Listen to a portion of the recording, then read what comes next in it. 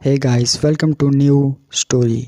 चचेरे बहनोई से दिल लगाने वाली प्रियंका इश्क में अंधी हो चुकी थी।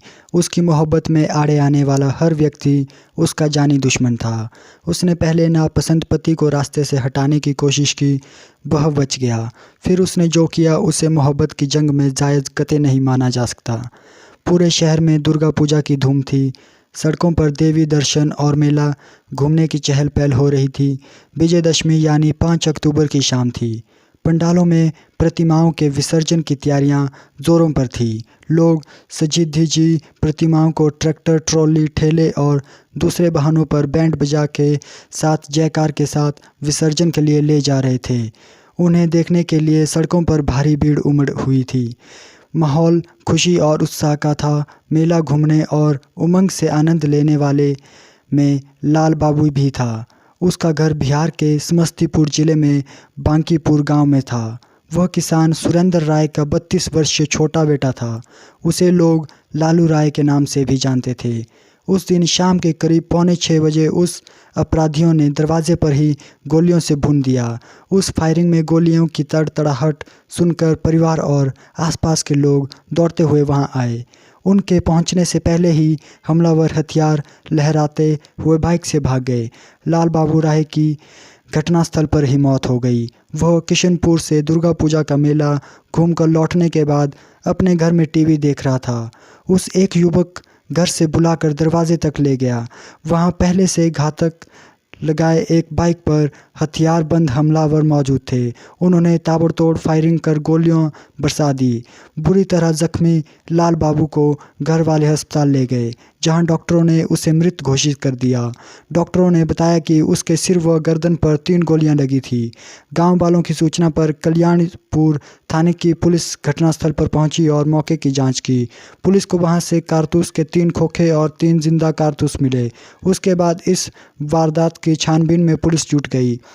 इस संबंध में लाल बाबू के पिता सुरेंद्र राय की तहरीर पर 7 अक्टूबर 2022 को थाने में अज्ञात हमलावरों के खिलाफ आईपीसी की धारा 302, 334 आईपीसी एवं 27 आर्म्स एक्ट के तहत रिपोर्ट दर्ज की गई। लाल बाबू हत्याकांड से पूरे शहर में सनसनी फैली हुई गई। मामले की तहकीकात और हमलावरों की गिरफ्तारी के लिए समस्तीपुर के एसपी हृदयकांत के निर्देश पर सीओ मोहम्मद सहवान हबीब फाकिर के नेतृत्व में एक एसआईटी टीम का गठन किया गया। टीम में कल्याणपुर के HHO Gautam Kumar, inspector Akhilesh Kumar Rai, reserve police बल के इंस्पेक्टर राहुल कुमार, तकनीकी सेल के इंचार्ज इंस्पेक्टर अनिल कुमार सिंह, संजय कुमार सिंह आदि शामिल किए गए। इनके अलावा कल्याणपुर थाना और रिजर्व पुलिस बल के जवानों में अखिलेश कुमार, प्रभात कुमार, निरंजन कुमार भी थे। जांच का सिलसिला घटनास्थल से शुरू हुआ। मृतक के घर वालों से पूछताछ करने के बाद हमलावरों तक पहुंचने के लिए तमाम तकनीकों का इस्तेमाल किया गया।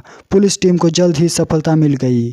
वारदात में 3 लोगों के नाम सामने आए, जिनमें से एक युवती प्रियंका कुमारी का नाम भी था। प्रियंका का नाम ही नहीं आया, बल्कि पुलिस ने उसे ही पूरे घटनाक्रम का मास्टरमाइंड बताया। मृतक लाल बाबू उसका चचेरा भाई था।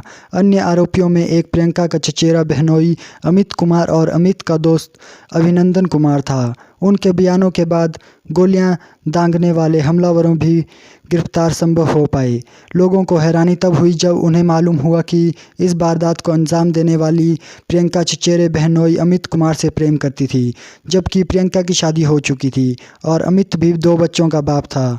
प्रियंका की शादी 1.25 साल पहले 25 जुलाई 2021 को दरभंगा जिले के रमोली गांव निवासी शिक्षक राम पुकार राय के एकलौते बेटे विजय कुमार राय के साथ हो गई चुकी थी। उसका दुर्गमन गोना नहीं हुआ था। उसके लिए परिवार वाले तारीख तय करने ही योजना बना रहे थे, जबकि वह अपनी शादी से खुश नहीं थी। उसने अपने माता पिता के अलावा परिवार में सभी को खुले तौर पर बता दिया था कि उसे पति पसंद नहीं है। इसका उसने जो कारण बताया वह परिवार के लिए और भी चौंकाने वाला था, मगर अमान्य था। दरअसल वह अपने ही चचेरे बहनोई के प्रेम में पागल थी, जबकि जीजा और साली के बीच के इस प्रेम को परिवार किसी भी सूरत में स्वीकार नहीं करने वाला था। यह उसकी एक सनक थी जिससे 2 जिंदगियों की खुशी और शांति में कलल पड़ सकती थी। दरअसल कल्याणपुर थाना क्षेत्र के बांकीपुर गांव निवासी वीरेंद्र राय की एकलौती बेटी प्रियंका मनियारपुर गांव निवासी वीरवल राय के बेटे अमित कुमार राय से प्रेम करती थी। जबकि उसकी शादी वीरेंद्र राय के बड़े भाई सुरेंद्र राय की बेटी पिंकी के साथ सन 2013 में हो गई थी। इस तरह से प्रियंका रिश्ते में अमित की चचेरी साली थी। दोनों किसान परिवार खुशहाल जीवन गुजार रहे थे। प्रियंका को अमित से शादी के समय ही पसंद आ गया था। अमित की चुलबुली और बिंदास साली पाकर खुद को खुशकिस्मत समझा था। शुरू में तो उसने प्रियंका को हल्के में लिया, लेकिन धीरे धीरे वह भी उसे पसंद आने लगी थी। उसने महसूस किया कि प्रियंका ने उसके दिल में जगह बना ली है। अमित 2 बच्चों का बाप था। पत्नी से उसे कोई शिकायत नहीं थी, फिर भी वो प्रियंका को चाहने लगा था। शायद ही कोई ऐसा होता होगा जब दोनों फ़ोन पर बातें नहीं करते थे। कुछ नहीं तो दोनों व्हाट्सएप मैसेज से एक दूसरे के दिल की तसल्ली दे देते थे। परिवार में प्रियंका 2 भाइयों में बड़ी थी, जबकि पिंकी 2 भाइयों और 4 बहनें थी। लाल बाबू पिंकी का छोटा भाई था। प्रियंका के बारे में लाल बाबू को भी मालूम था कि वह उसके बहनोई से प्रेम के चलते अपने पति को नापसंद करती है। यह बात उसने अपने चाचा को बताई और कहा कि जितना जल्द हो सके वो पंडित से कहकर प्रियंका के दुर्गमन की तारीख निकलवा ले। प्रियंका के पिता लाल बाबू की बात को गंभीरता से लेते हुए दुर्गमन की तारीख 5 अक्टूबर 2022 तय कर दी। दूसरी तरफ प्रियंका इस तारीख को टालने की कोशिश करने लगी। इसके लिए उसने एक खुरापाती योजना बनाई। उसने तय किया कि क्यों न पति को ही मौत की नींद सुलाने का उपाय किया जाए। इसके लिए उसने अपने प्रेमी और जीजा अमित कुमार राय से संपर्क कर उसे अपनी योजना बताई। अमित इसके लिए तैयार हो गया और अपने दोस्त अभिनंदन कुमार के साथ मिलकर प्रियंका के पति विजय कुमार राय की हत्या की योजना बना ली। उन्होंने एक शूटर को बुलाया। अभिनंदन मुंगेर जाकर घटना को अंजाम देने के लिए हथियार व कारतूस खरीद लाया। विजय की किस्मत अच्छी थी कि भाड़े का शूटर विजय कुमार की हत्या में ही सफल नहीं हो पाया, क्योंकि उसी रोज़ दुर्गमन संबंधी बातचीत के सिलसिले में विजय कुमार अपने एक रिश्तेदार के यहाँ चला गया था। उसके बाद वह अपनी ससुराल भी आ गया था।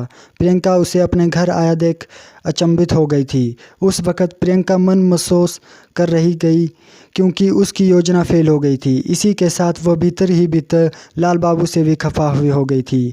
योजना की विफलता का कारण चचेरे भाई को ही मान रही थी।